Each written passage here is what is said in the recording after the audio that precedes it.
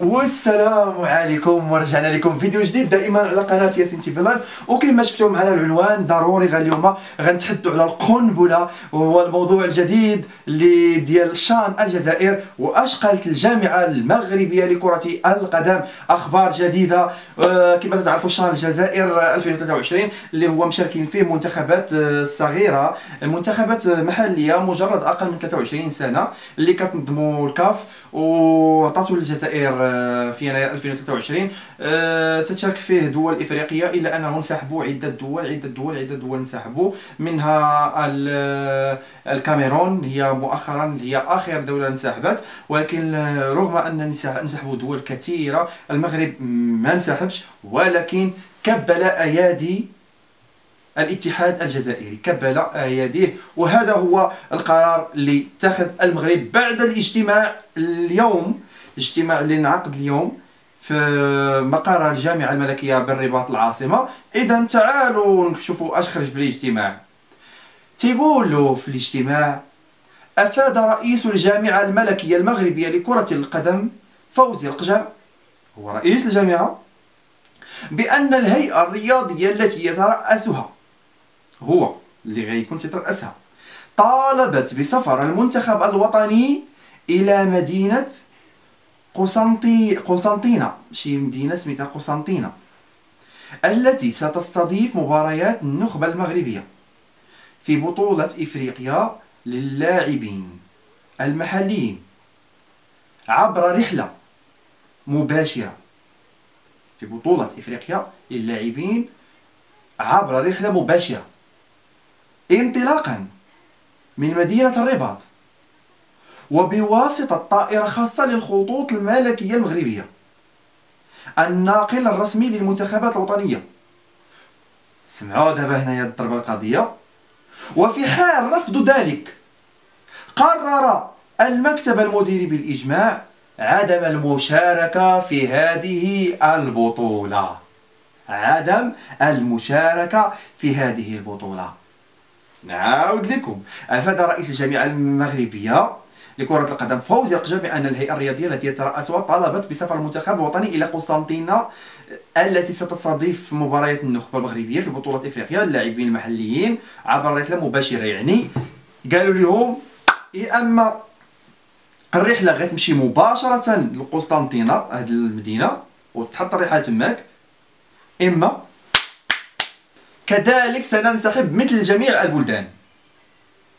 وهذا حقهم، لأن سيصعب السفر، لأنك خصك دير بحال إسكال، تحط الطيارة في تونس، ومن تونس عاوتاني عاد تمشي للجزائر. هذا كيتسمى الغيب، هذا كيتسمى شي حاجة اللي ما كيتقبلهاش العقل. يا اما الطيارة غتمشي من المغرب للجزائر في أقل مدة وغتوصل بدون أي عراقيل بدون أي عذاب، فمرحبا. ما بغيتيش انا ما مشاركش. في حالة رفض الاتحاد الجزائري ماذا سيقع؟ في حالة الصمت ماذا سيقع؟ اول شيء اسمع كل شيء اسمع. اول شيء سينسحب المنتخب المغربي. ثاني شيء يمنع منعا كليا على الجزائر تنظيم كأس إفريقيا القادم. إذن ملف الجزائر القادم الوداع، ما يمكنش يتنظم كأس إفريقيا القادم في الجزائر رغم تقديم طلب ترشيح إلى كان هذا الرفض، خصوصا أن إلى الترفض أن هذا حق مشروع. أج قالت المغرب احنا بغينا نسافروا، احنا موافقين نمشيو الى كانوا الناس كلهم انسحبوا من هاد الجزائر، انسحبوا منها وحتى حد ما بغى يلعب، يعني بزاف تاع الدول احنا موافقين مع دوك الدول اللي كاينين، احنا راه موافقين انهم يشاركوا ويديروا المشاركه، ولكن بحالنا بحال جميع الناس غنمشيو خطوط ديريكت لمدينه قسنطينه بحالنا بحال الناس. اذا انت الا بغيتي تقول لي اسي الاتحاد الجزائري لا سير من هو الطريق باش يوصل، ها هي ويحط، لا هو بيدير له سير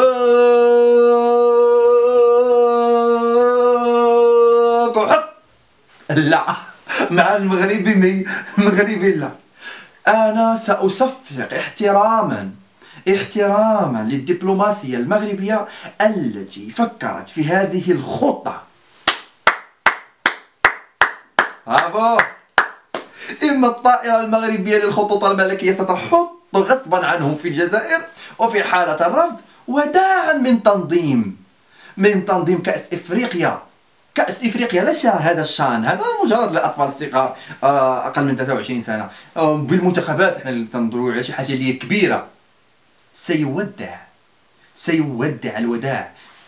ملفك مرفوض، لن تنظم، لانك المره القادمه غادا تعاود تقول ان المغرب راه مشاركه. اش غادي يقولوا؟ لا خصهم يمشي وراه ما يمكنش. المغرب بدير لك الرفض. زيد على ذلك دولة الكاميرون والسيد رئيس الاتحاد الكاميروني، على ما اظن اسمه مانويل،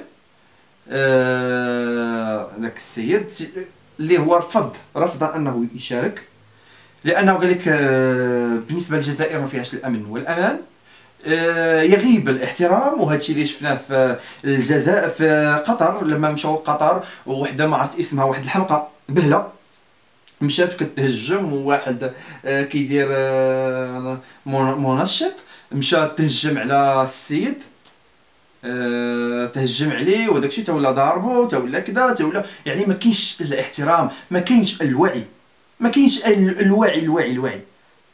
وغنخرج على الرياضه. هي قبل يومين اصدرت الفنانه اصاله والفنانه المغربيه اسماء الله منور اغنيتهما، واستطاعت ان تحقق نتائج عالميه في يومها الاول، الا ان الجزائريين ديالنا هذه ديالنا هذه ديالنا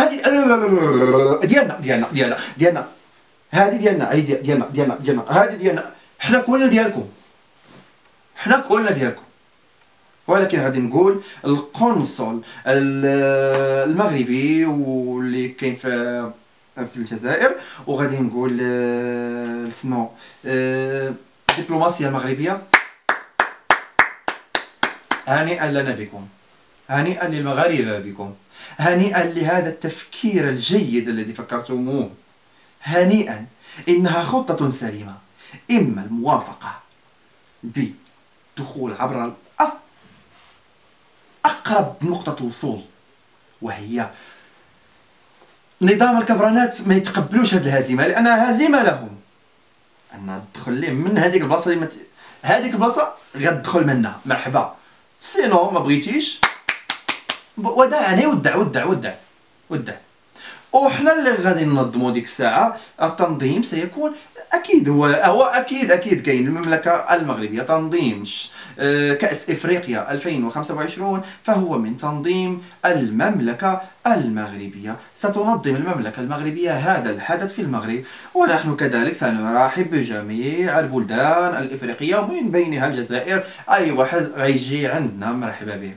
اما المنتخب الصغيورين اللي بيلعبوا هي الوليدات الصغار، راه حنا درنا لكم كذا، وهذه ما هي انما خطة المدروسة. هنيئا لنا بكل عقل، هنيئا لنا بفوز القجع، هنيئا لنا بك، هنيئا للمغاربة بهذا الرجل العظيم في المكان المناسب الذي أوصل الكرة المغربية إلى نوع كبير. نصف نهائي كأس العالم، الرابع عالميا، فريقنا يصل ثم يصل. نحن المغرب بلد يتقدم يوم على يوم، رغم أننا نحن الأول عربيا والأول إفريقيا، وهذا شيء يشرفنا. نحن الأول، أنا الأول، وبحب المركز الأول للمملكة المغربية. كنا معكم على قناة ياسين تي في لايف. سنعود لكم أصدقائي صديقاتي في فيديو جديد لنرى رد الجزائر، الاتحاد الجزائري والكبرانات الجزائريين على المغرب. غدا بإذن الله فيديو جديد على قناتي لنحلل ما ستؤول به الدولة الجارة الجزائرية. إلى هنا نودعكم ونضرب لكم موعدا في الحلقة القادمة.